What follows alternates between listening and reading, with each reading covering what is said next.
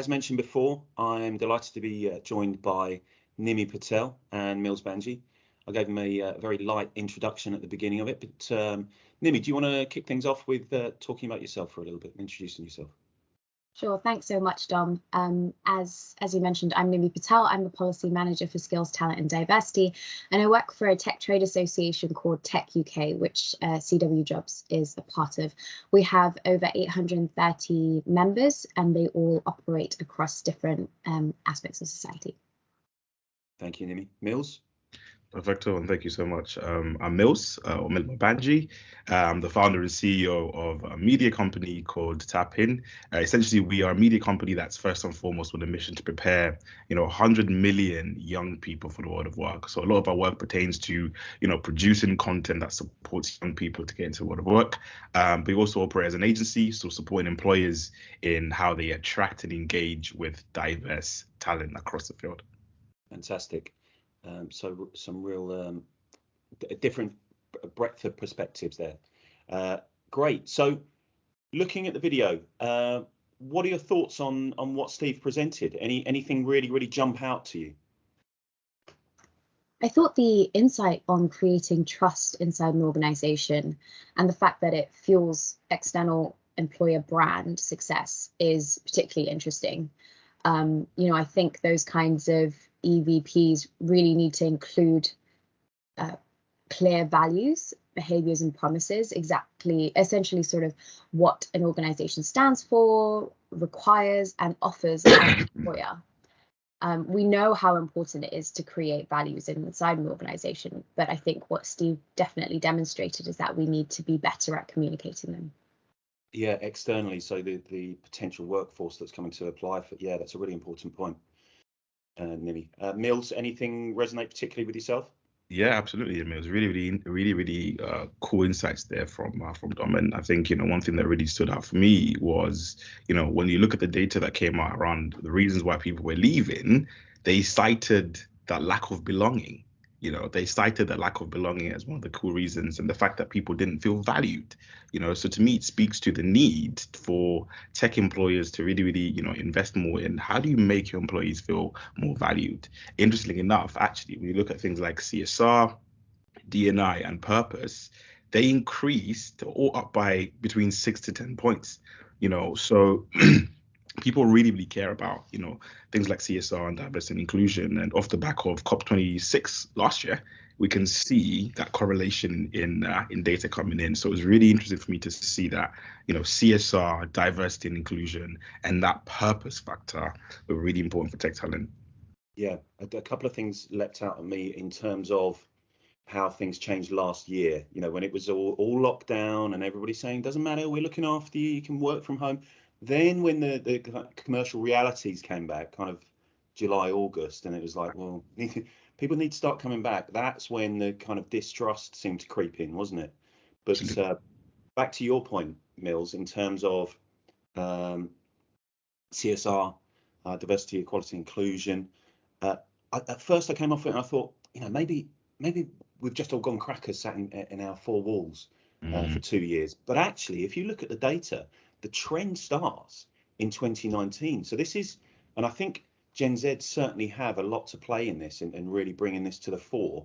And I suppose the pandemic really has just accelerated that. Absolutely. Okay, so Nimmi, do you see those trends? Does that kind of marry up to what your conversations with other industry bodies, actual companies, does it marry with that, or do you think that there's a blind spot in the industry for not really understanding EVP effectively enough? Yeah, we're seeing similar trends in the industry. I think right now it's tough, right? I've heard from large tech businesses who are tech UK members who have really strong global brands, finding it difficult to source the talent that they need. And I think it's due to a number of reasons, one of which is including the lack of digital skills in the market, the intensification of competition for the same sort of talent. But what's key is what Stephen Mills mentioned, the fact that belonging is such a core component of people trying or not accepting employer brands as well as they used to. And this is really shown in the Deloitte Global Millennial Survey, which came out a few weeks ago, which showed that over the past 2 years, 44% of millennials and 49% of Gen Zs have said they made choices over the type of work they are prepared to do and the organizations for which they're willing to work based on their personal ethics. And about 15% of those surveyed said that they either left their jobs or started new careers after reflecting on the pandemic and their values. So I think, you know, with top tech talent being some of the most sought after global skills, you know, tech businesses really need to be at the forefront of supporting and nurturing the values this kind of talent has, or at least this generation in particular. Yeah, absolutely. I mean, in fact, I would add to that and say, actually, you know, if you look at tech talent right now, you know, it's, you know, they're amongst the most sought after of employees or workers in the entire world. You know, if you look 5 years ago, 6 years ago, people like investment bankers, you know, young people who were looking to get into investment banking and spend your, you know, 20 or, you know, was it 80 hours, 80 to 100 hours in a week? That sounds absurd now. You know, we've got tech jobs here where people will do a normal 9 to 5 and they'll be on, you know, really, really, really good salaries. And I think people have realized that actually when you do move into tech, you've got a perfect juxtaposition there. You've got really good work-life balance and really good pay. So we're seeing an influx of talent moving into tech, and it's becoming, you know, a lot more challenging for employers to actually engage with that tech talent. But 5 years ago, if you told me that in 4 or 5 years I'd be getting the same amount as an investment banker for doing less hours, I would have laughed at you. Yeah. No, that's fair enough. And your point to the 80 to 100 hours, working 80 to 100 hours a week, we work very hard, maybe not 80 to 100 hours, but I think what the pandemic did was created some kind of breathing space into actually, what do I want to do? That's right. And I don't have to do this because I might be on furlough, because I might have a couple of extra hours not commuting. And I think that's why we've seen this diversion from, listen, I've just got to go to work every day and do that stuff. So that's why I think so many of the ethical things have come to the fore. And then you start to look at the whole trust piece, don't you? So it is a bit of a shame that it took a global pandemic for us to come to this realization. Yeah. It's a trend that I think industries, you know, across sectors had been seeing for some time, but there wasn't a willingness or a monetary value to say, you know, or a lack of even talent to say, let's go forward with this, let's push for progress. I think now companies have understood that this kind of flexibilities and the values that people have really undermine their bottom line. So yeah, do you actually think that remote working, I mean, I have a fear, I suppose, that in 2-3 years we'll look around and everything will be back to normal. And God, we've missed this opportunity to potentially change. Do you have the same fears? And if you don't, what encourages you that this is the new norm? Mills, any? Yeah, I mean, it's really interesting that is where I was just kind of seeing there. No, it's really interesting to see how that has completely shifted. I know, you know, I can speak for a lot of organizations that we work with. They've actually found really, really cool, interesting ways to adapt their ways of working to be more digital, to really involve things like working from home. Because the thing is, if talent needs and wants change, companies also need to kind of change. You know, you need to kind of shift with how talent is willing to work. And if working from home is the norm, then, you know, that tends to be the shift that companies then follow. If your talent or the talent that you're after is opting to work from home, then that's a natural shift for organizations to make. It's really interesting that, you know, in the UK, I think I read a couple of days ago that they're trialing, you know, a 4-day working week to see the effectiveness of that. It'll be really interesting to see what the outtakes of that are once the study is done. I think a few organizations, you know, can opt in. I know a few tech companies that have already opted into that as well. But it'll be interesting to see what the data says off the back of that. But again, it's another shift that's saying, you know, in the long term, can organizations adopt a 4-day working week as a function of improving productivity and increasing efficiency? But it'll be interesting to see how that comes up in a couple of months. Yeah, the changing nature of work and the changing nature of people and our values really means that there's more that companies can and should do to support people. I think what's really important is the kind of upfront flexibilities that remote working and flexible working offers, which means that you could potentially get more applications for roles from minority groups or persons with disabilities. And I guess you're thereby accessing different pools of talent, which is obviously so crucial in the tech industry, where we're facing a huge skills gap and skills challenges. Also kind of the balance between employees' personal lives with personal commitments means that companies can improve the retention of their staff. You know, organizations would be more willing to want to help their employees and have, you know, a level of care that is a little bit different. And I know that this is not as well accepted in the tech sector as other industries, for instance, but it's a growing concept, and that's what we have to be mindful of. Absolutely. And actually, off the back of that, I would add that, you know, with these different challenges that tech companies are facing to attract remote talent, you know, you have to think about how they're actually reaching this talent. You know, what strategies are tech companies now implementing to actually reach this digitally remote talent that's based across the whole country, companies based in London, but actually, you know, people have moved out of London. You know, because of COVID, people have moved out of London. The cost of living, as we all know, in London is stupendously expensive. People have left London, they've moved to, you know, nearby areas. People have come up to Manchester, which is where I am, you know, Birmingham, places in the north. Those are key pools of talent who have left the southeast and have actually moved across to position themselves across the whole different country. But what's interesting now is, you know, how do tech companies begin to readapt themselves? You know, how do they use employer branding? You know, how do they use or utilize, you know, social media and social or different platforms and channels to actually engage with this talent in a different way than they used to in the previous years?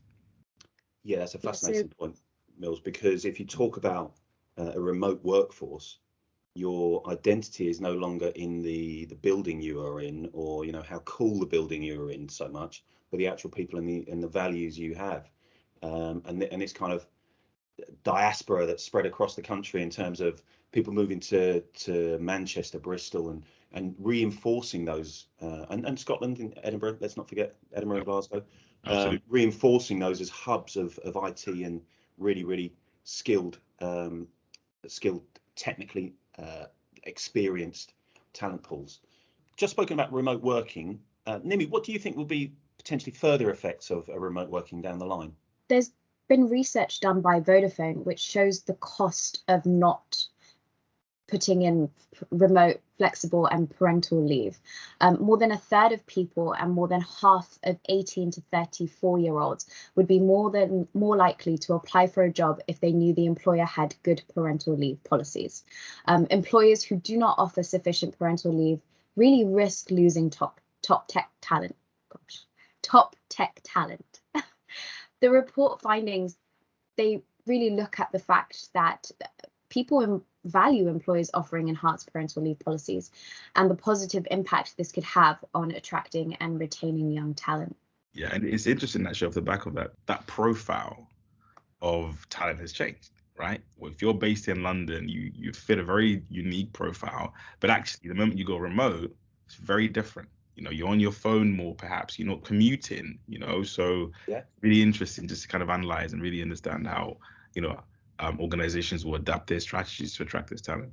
How have you seen them do that? So, and you must have seen that change over a 3-4 year period. So what would be your advice in terms of representing your employer brand when you know, a poster campaign on the tube is no longer necessarily going to actually hit your key audience? What would you recommend? Absolutely. I think, you know, if footfall has dropped on you know, the tube, for example, and people are, you know, just tuning in, rolling out of bed and onto Zoom calls, I guess how you engage with them also changes. I guess for me, the most important thing first is, you know, my definition of what essentially an employer brand is. You know, why does it matter? What is employer branding to me? And, you know, the way I would define employer branding is, you know, an organization's ability to clearly convey who they are, what they stand for. And for me, there are a few key ingredients that make that. You know, the first one is how authentic are you? You know, how authentic are you as an organization? Being able to share what you stand for. It's a massive thing, particularly when we look at Generation Z. You know, we care about things like, you know, purpose and authenticity. So, you know, an employer brand has to exemplify and be has to exemplify what an employer really stands for and be a true reflection of what the organization actually does. So it's really important for me when I define the meaning of employer brand to understand the importance of something like authenticity. So, if you're an employer, you're a tech employer and you're looking to engage with tech talent, irrespective of where they are, irrespective of medium, the first and foremost thing to really consider is actually, how do we convey what we're doing in the most authentic way, right? How do we convey our values, our people, our ethics, our awards? And actually, off the back of that, it's then thinking about how you communicate that piece. Once you've identified that you're authentic and you've picked out all the core authentic pieces of your employer brand, then it's thinking, how do you communicate that message? As you mentioned earlier, people aren't taking the tube anymore, so the effectiveness of tube ads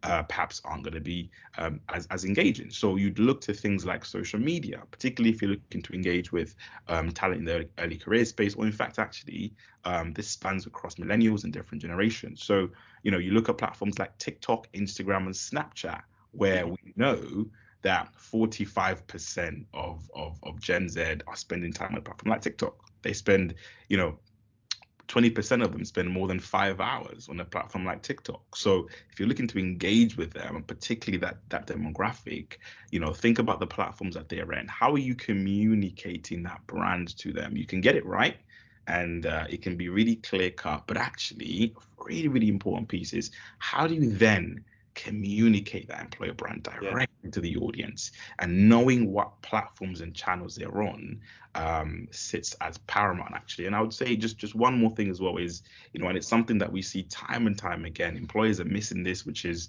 you can be authentic, you can shout about yourself and talk about how great you are as a tech employer and what you've done and the awards, but actually think about the utility to the candidate or the audience or your community. What value are they getting from your social channel or from your website or from your LinkedIn page or from your Twitter? What value do they get? Apart from just, we have won these awards and we do this, what can you, as a tech employer, give back to them?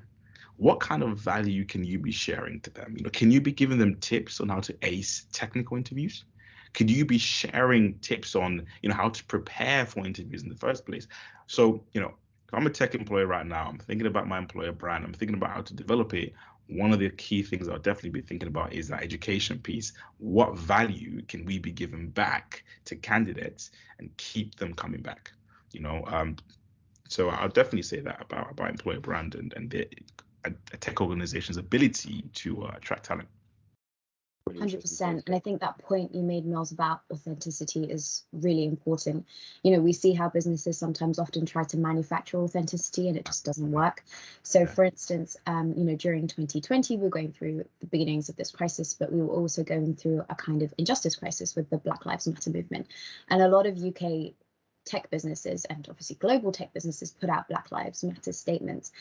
But what was really important for the people watching this and their target audiences and the people they were looking to target is not just the messaging of what they were doing, the action behind it. Have they supported Black communities to do more? Have they looked at kind of intersectional representation? Have they pushed for sort of more I guess equitable outcomes?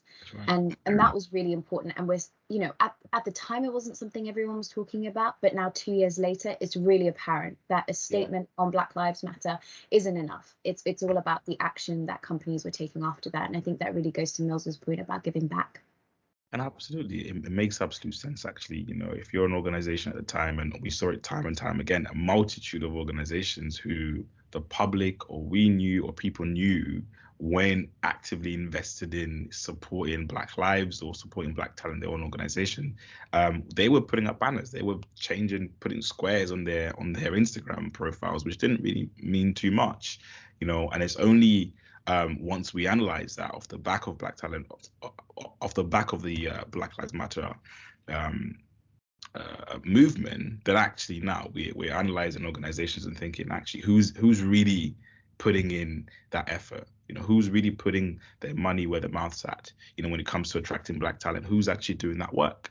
And it's so important to actually have that authenticity and to line up your values to what you actually do. Yeah, I mean, it's when you were talking about those awards, actually, Mills, one of my favourite quotes or favourite thoughts, I suppose, is data without stories or insights is just numbers. Yeah. And Yeah. awards without any stories or meaning or insights behind them presented. Look, we've won the award. It's just trinkets. It doesn't. Right. So the award has to be turned into something, and this is the reason why it's important. And really express to the audience or community you want to present that out to. Again, in an authentic manner of why it is important and what went into that. And the second point, believe it or not, I'm not part of Gen Z, so I can speak for the older generations, not even millennial, unfortunately, but the slightly sniffy attitude that I think people of my generation and older can have of, say, a new kid on the block, like, or relatively new, Right. TikTok or something like that, or Snapchat, and that, in their opinion, it's a little bit throwaway, but you're missing the point. You're not speaking to the audience you want to attract in the way they want it to be. They want to be contacted and spoken to, and I think I love the characteristic of humility, and I think that a lot of decision makers need that humility to reach out to people that know more about them, about these newer avenues, and really use that humility to learn and actually maximize the audience they can then speak to. So some nice points there. So I suppose once employers go down the avenue of trying to improve in this area, how do you think they can measure their success? Actual feet on the ground, or is it a change in perception? How do you think it's best done by employers to know that they're moving in the right direction? Yeah, I think if you are looking to communicate your employer brand on a social channel, for example, a lot of times you're not going to get results immediately. So if you're a tech employer watching this right now and you're thinking, hey, we're just going to go, create our own Instagram page and they will come. We shall build it and they will come.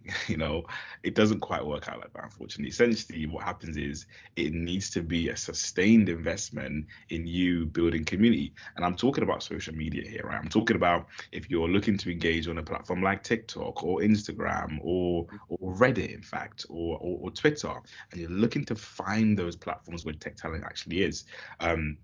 If they're social channels, you have to first, invest in building a community, and community come and grow based on trust and authenticity, points that we've already covered. So if you're able to build a platform or community that is premised on trust and authenticity, and you have a sustained effort or a sustained investment from the business to build these channels, results don't tend to actually appear probably until 6 months in, 6 to 12 months in, sometimes even longer.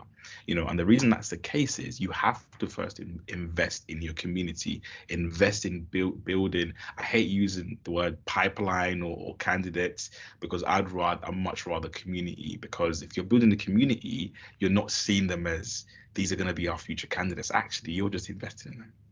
They love coming to you. They love sharing your content. They love listening to all the cool things that you're sharing about. They love, all the advice you're giving. They love all the awards, your journey, the people, they're loving all of that. And that works to build community. In terms of measuring success, particularly on social media, that tends to take some time, 6 months, 12 months, possibly more after that. But you can measure things like, there are things on TikTok where you can run ads, perhaps, you can run ads and measure the click-throughs directly to a site. On Instagram, the number of followers tends to sit almost as a vanity metric, but actually, if you're seeing a sustained increase in followers and it's organic, those are that's your real community, and that's what you should be aiming for. So off the back of that, you might decide, 6 months in, hey, let's add a job here. You've built that trust and authenticity in your community. 6 months in, hey, we've got a job opening. What you find is that community that you've built, jump on that opportunity, and they're already there. You've already built that community of talent who are waiting to actually jump out for the opportunity. So if you're thinking about social media, measurables and deliverables aren't always immediate. So real patience required. It's Absolutely. not going to be an instant overnight success, but neither are you building, something which needs to be knocked down and takes a lot of time to knock. You can steer it as you're driving it, can't you? So some great advice in there, and I think again goes back to authenticity and not tokenism of let's jump on the social media bandwagon. 3 months hasn't worked, let's jump off of it. Have a year, 18 months, 2-year plan. Absolutely. And I think that's one of the biggest mistakes that we see tech employers making. They hear advice like this, and the first thing they do is say, right, who's our marketing or who's our recruitment lead or talent acquisition? Let's go create a social media channel. Actually take a step back, and the process tends to first start with data. Collect some data to understand your core audience. What's their makeup? Where do they spend most of their time? After you collected that data, then build a strategy that will cover you over the period of 6 or 12 months or however long you plan to build that channel. So don't just rush in now and jump in. Hey, Mark, let's have a meeting and let's launch a channel. Actually take a step back, collect some data. Everything we do and everything we always recommend has got to be data driven and pursued from a point of real understanding of the audience. And a longer term vision rather than just a short term cash in, as it were, or even a medium term chasing followers. That's right. Some excellent advice there. Nimmi, as far as the wider UK IT industry, what would you advise? Are there common mistakes being made, or are there some real success stories that can be mirrored by other companies?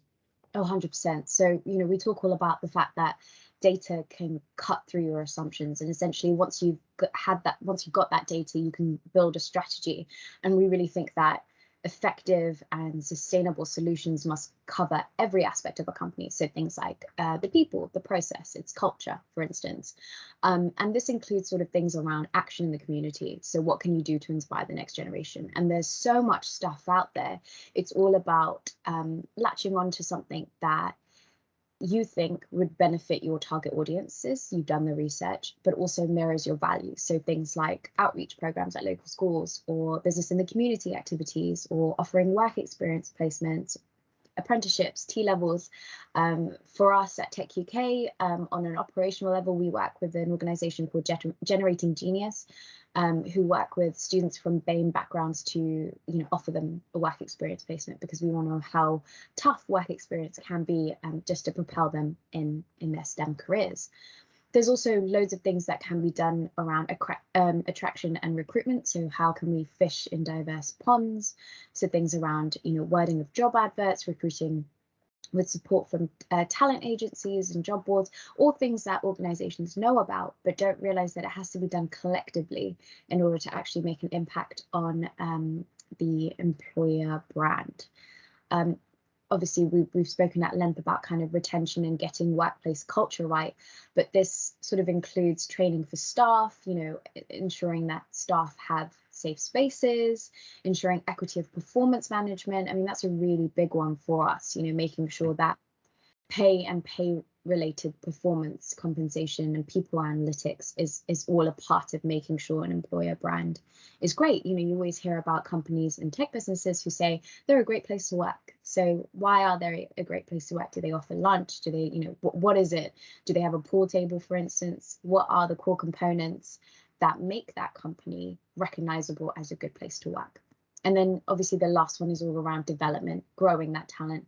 How can companies actionably retain their staff by offering mentoring and sponsorship schemes, reverse mentoring? So there's so much that I've spoken about, but it all leads to a positive impact on employer brand. Yeah, absolutely. I mean, I'd add to that actually, Nimmi, that just to pick on one of the points that you brought up there on things like salaries. We're seeing this particularly in our space with Gen Z and young people, but they're demanding for organizations, and I think this is something that we're seeing across the tech space, right? They're demanding, candidates and talent are demanding for salaries to be conveyed on job ads. They want to see how much they're going to be getting paid. It's a massive thing. We've seen that there's 20% increase across the industry in the number of jobs that have actually been posted, but actually we're seeing this and we're hearing this from our audiences that actually young people and people within tech genuinely actually want to see some of these salaries and these prices. And then the other thing is actually the feedback, feedback off the back of these interviews. Once you've done an interview with a tech company, a lot of people are being ghosted, right? They're being ghosted, which means employers aren't following up and giving them feedback based on their, a test. And I was looking at a meme just yesterday, actually, coincidentally, and it was like the tech interview is harder than the tech job itself. So imagine going through a very, very difficult tech interview, preparing possibly for weeks for it, to not be given feedback on your role. So it's a massive thing off the back of what you said just there, Nimmi. And Mills, how many times is that person ever going to apply for a role in that company again, or even potentially buy their products? Absolutely. It is such a costly mistake, and you are talking such high value candidates. You should be nurturing them for potentially an application in 2 or 3 years, unless there's something badly wrong, in which case they need to be told maybe they're in the wrong scope. So that some really great points. But Mills, what are the newest, most exciting things you see on the horizon for attracting talent? That's a really interesting question, actually. And I think the hottest thing right now is NFTs. Everyone's talking about NFTs, right? Everyone's talking about these NFTs, and interestingly enough, NFTs, DAO, tokenization. Cool friend of mine recently, he's a few years younger than me. I'm 25, he's like 23. He's tokenized himself, right? So what that means is he's turned his life into a digital asset. And that's really interesting, because now in the space of about a week, he's raised about £34,000, which is the equivalent to, I think it's about 14 ETH, which is crazy. So he's tokenized himself, tokenized his life, and people can bid on different things. You pay about £1,000 technically for a half an hour meeting with him every 2 weeks. And it's this really, really cool way that we're seeing Gen Z, particularly over the last 3 or 4 months, investing a lot of their time into things like NFTs and DAOs and tokenizations. And there's this whole thing about the metaverse. I read a report by, I think it was Gartner 2 days ago, which said that 25% of people are going to be spending at least 1 hour in the metaverse by 2026. That's absolutely incredible. It's such an interesting statistic. And when you're looking at your employer brand and you're looking at how you're engaging with talent, I spoke about the importance of education earlier. Actually, if you're not doing anything in the metaverse, if you're not doing anything with NFTs, then produce content that educates people on metaverse. Produce content on your social channels that's talking about tokenizations or DAOs or these new and emerging technologies. And if you are actually actively building these technologies, we want to hear about them. Gen Z want to hear about the metaverse. They want to hear about NFTs. If you look at a platform like OpenSea, last year I think they traded something like £20 billion worth of transaction, but in the first 2 weeks of January alone, over 10 billion has already been traded. So we can see that there's going to be a massive trend in emerging technologies, and it's a good thing for most employers, particularly tech employers, to be shouting about and talking about. I just want to thank you, Nimmi and Mills, for making it really interesting for me. Hopefully the audience will take that and plenty of advice out of it. We know that the tech industry can offer fantastic careers for increasingly diverse audience in terms of background, in terms of if they're parents or not, in terms of working remotely. That work-life balance, it really, really comes out strong from this industry, and long may it last. Some fantastic advice in there. Thank you for your time. Thank you for watching. My name's Dominic Harvey, dominic.harvey@CWJobs.co.uk if you want to get in touch with me. Mills is very much available online, and Nimmi's contactable at techUK. But if you want their email addresses, then please contact me, and I'll gladly pass them on if you can't find them. But I'm sure you will be able to. So thank you once again. I hope it's been useful, and I will speak to you soon. Thanks very much, Dom. Thank you so much, Dom. CW Jobs, the home for tech jobs.